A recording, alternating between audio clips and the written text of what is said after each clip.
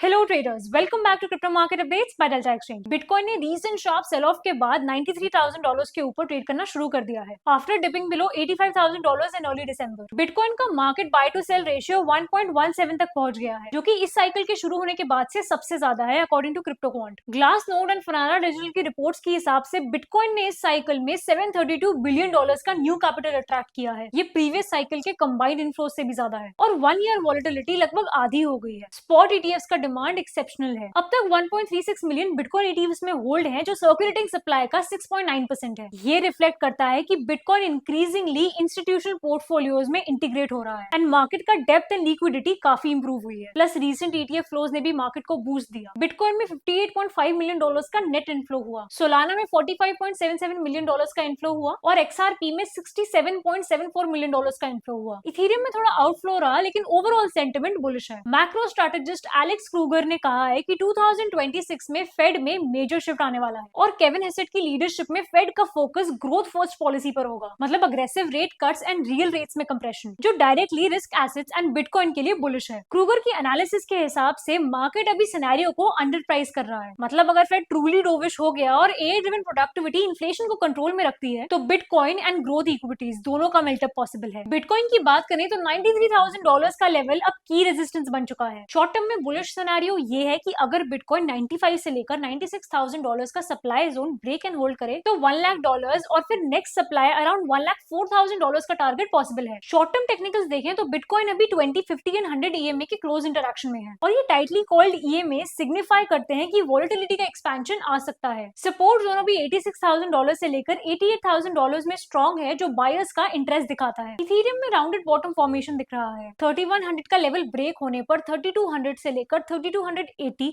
और फिर 3400 से 3600 तक का मूव पॉसिबल है। So traders, that's all for today's market update. If you like this video, don't forget to follow and subscribe delta exchange. मिलते हैं अगले अपडेट पे।